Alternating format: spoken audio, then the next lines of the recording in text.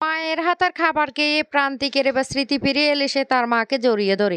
হ্যাঁ বন্ধুরা, এমনটা হতে চলেছে আজকের পর্বে। বিস্তারিত জানতে ভিডিওটিতে লাইক দিয়ে চ্যানেলটিকে সাবস্ক্রাইব করে পুরো ভিডিওটি তোমরা দেখতে থাকো। গল্পের শুরুতে আমরা দেখতে পারবো প্রান্তিক মোনালিসাকে বলতে লাগলো, বড়লোক বাড়ির মেয়ে হলে না মনটাও বড় করতে হয়, এইভাবে ছোট মন নিয়ে চলাফেরা করা তোমার একদম সাজে না।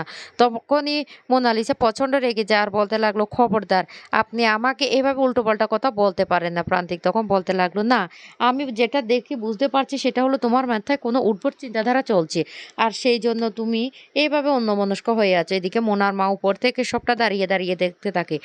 অন্যদিকে প্রান্তিক তখন বলতে লাগলো, শুনো, মাথা ঠান্ডা করে যা করার করবে, এইভাবে অন্যের ক্ষতি করার আর প্ল্যান মাথায় নিয়ে ঘুরলে না নিজেরই ক্ষতি হবে, বুঝতে পারছো? তখন মোনালিসা রেগে সেখান থেকে চলে যায়। এদিকে প্রান্তিক তখন বলতে লাগলো, এইভাবে রিয়েক্ট করার মানে আমি ঠিক জায়গাতে ঘাটা দিয়েছি। ওর মাথায় সবসময় উদ্ভট চিন্তাধারাই থাকে। এদিকে মোনার মা বলতে লাগলো, ছেলেটাকে, ওকে তো আমি চিনতে পারলাম না। অন্যদিকে দেখা যায় উকিলের সবাইকে ঋতুর ঘরে ডেকে নিয়ে আসে আর বলতে লাগলো, তোমাদেরকে একটা কথা বলার জন্য কিন্তু আমি এখানে নিয়ে এসেছি।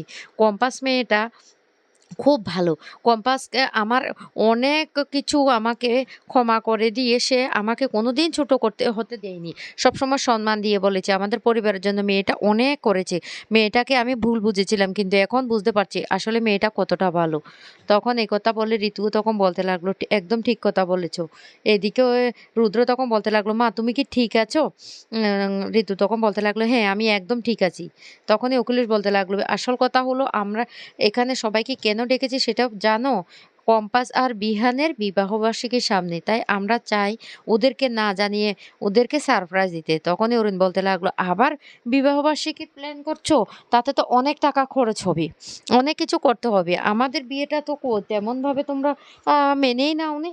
তখন অখিলেশ বলতে লাগলো, তুই কি বলতে চাইছিস অরিন, আমি বুঝতে পারছি, কিন্তু কম্পাস আর বিহানের যেহেতু বিবাহবার্ষিকী সেটা তো আমাদের সেলিব্রিটি করতে হবে। আর তোর ব্যাপারটাও না আমি দেখি কি করা যায়। রুদ্র তখন বলতে লাগলো, একদম ঠিক আছে। রশ্মিকা তখন বলতে লাগলো, এই ছোটদা ভাই, তুই এমন করিস কেন রে? কেন এমন করিস?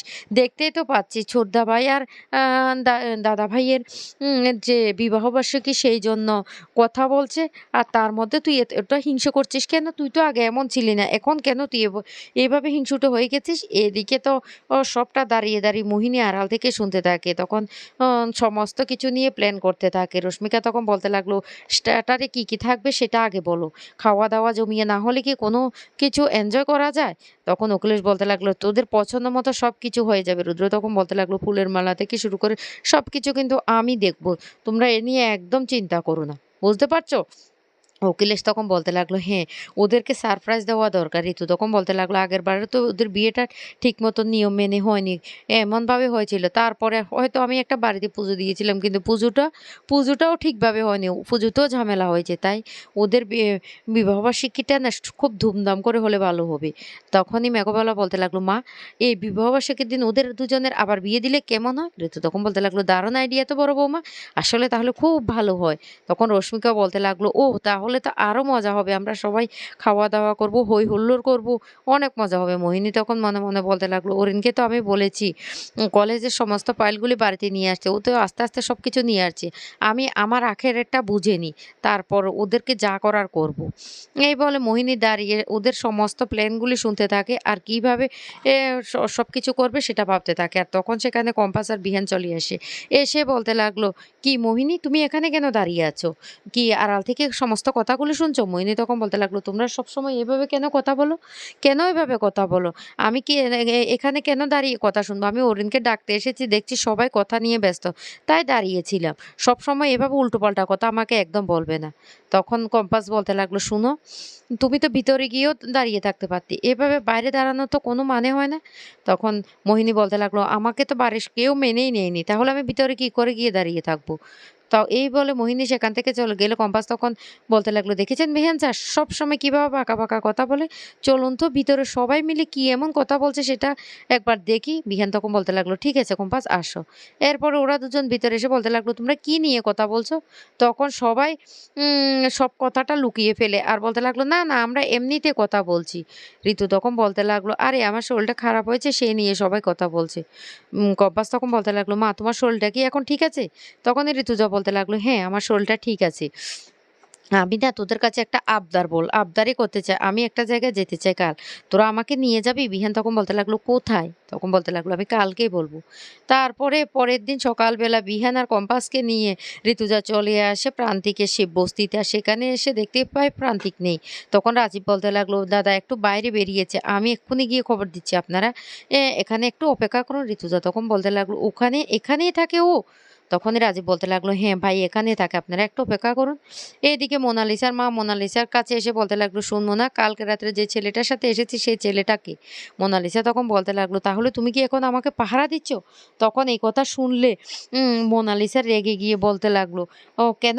তোমাকে কি আমি সব কথা বলবো? ওই ছেলেটা হলো যে ছেলেটা কম্পাসকে হেল্প করেছিল বিহানকে উদ্ধার করার জন্য, ওই যে বস্তির ছেলে প্রান্তিক।" তখন মোনার মা বলতে লাগলো, "আমি ছেলেটার সম্বন্ধে যতটুকু জেনেছি ছেলেটা তো অনেকটাই ভালো। তাহলে তুই এভাবে কথা বলছিস কেন? আসলে মানুষ যেখানে থাকুক না কেন, আসল পরিচয় হলো ওর মন। ওর মনটা কেমন সেটা। ওই ছেলেটার মনটা তো ভালো।" মোনালিসা তখন বলতে লাগলো, "শোনো মা, তুমি আমাকে জ্ঞান দিতে এসো না।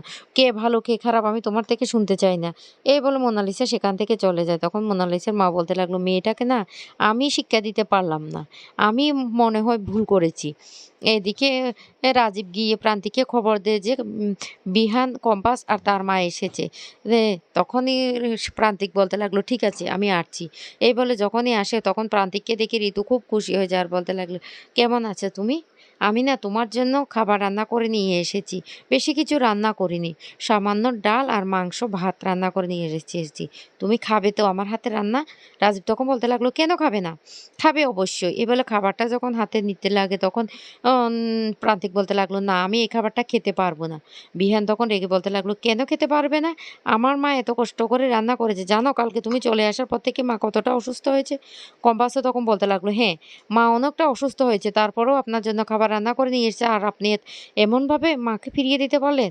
তখন প্রান্তিক বলতে লাগলো, "না, সেইজন্য না। সত্যি বলছি আমি আজকে মাংস ভাত খাবো, বস্তির সবাই না খেয়ে থাকবে, সেটা না আমি কিছুতেই মেনে নিতে পারবো না। প্লিজ আপনি আমাকে ক্ষমা করে দিন।" তখন খুশি হয়ে যায় ঋতুজা। ঋতুজা তখন বলতে লাগলো, "ও তুমি বস্তির সবার কথা ভাবছো? ঠিক আছে বাবা, আমি সবার জন্য রান্না করে পাঠিয়ে দেবো। অন্ততপক্ষে আজকে তুমি আমার খাবারটা খেয়ে নাও।" তখন প্রান্তিক বলতে লাগলো, "ঠিক আছে, আপনি যেহেতু নিয়ে এসেছেন খাইয়ে দিন।" তখন ঋতুজা নিজ হাতে প্রান্তিককে খাবারটা খাইয়ে দিতে থাকে। আর খাবারটা যখন খেতে থাকে তখন আস্তে, আস্তে করে প্রান্তিকের তার মায়ের কথাটা মনে পড়ে যায়। আর তখনই সে ঋতুজাকে জড়িয়ে ধরে। বিহানও তখন বলতে লাগলো, "ও তাহলে কি ওর সবটা মনে পড়ে গেছে?" অন্যদিকে মোনালিসা তার দাদুর ঘরে গিয়ে ডায়েরি খুঁজতে থাকে আর বলতে লাগলো, "ওই ডায়েরিটা আমি যতক্ষণ না পর্যন্ত পাই ততক্ষণ আমার মনে শান্তি নেই।" এদিকে কম্পাস খুব খুশি হয়ে বলতে লাগলো, "দেখেছো মা, প্রান্তিকদা তোমাকে চিনতে পেরেছে।" তখন খুশি হয়ে যায় ঋতুজা। ঋতুজা তখন বলতে লাগলো, "বাবা তুই আমাকে চিনতে পেরেছিস?" প্রান্তিক তখন তার মাকে জড়িয়ে ধরে তার মায়ের দিকে তাকিয়ে থাকে অবাক দৃষ্টিতে। তো বন্ধুরা কেমন লাগলো আজকের পর্বটি অবশ্যই কমেন্ট করে জানাবে। পরবর্তী পর্ব দেখার জন্য চ্যানেলটিকে সাবস্ক্রাইব করে রাখবে।